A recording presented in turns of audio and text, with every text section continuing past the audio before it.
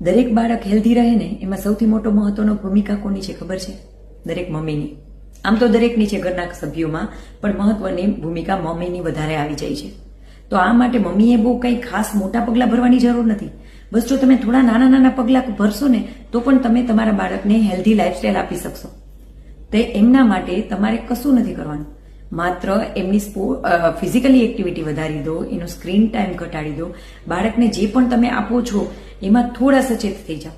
બાળકને કયા સમયે કેટલી માત્રામાં કઈ રીતે આપવું જોઈએ એ ફૂડ એના માટે ડિસાઈડ કરો. બની શકે તો બાળક સાથે બેસીને ડિસ્કસ કરો, એમને સમજાવીને નક્કી કરો. બાળક જો અનહેલ્ધી ખાય છે તો એ કેટલા પ્રમાણમાં ખાય છે, કયા સમયે ખાય છે એ પણ એમને સમજાવો. અનહેલ્ધી ફૂડ ખાવું છે તો એનું એક શેડ્યુલ બનાવો. કેક, પીઝા ગમે ત્યારે ઓર્ડર ના કરો. પણ હા, આ બધી વસ્તુ સાથે સાથે જો મોટા અનુકરણ કરશે ને તો બાળક તો હોશે હોશે અનુકરણ કરી લેશે. તો પહેલા આપણે થોડા મોટા ચેન્જ થઈએ અને આપણા બાળકોને હેલ્ધી લાઈફ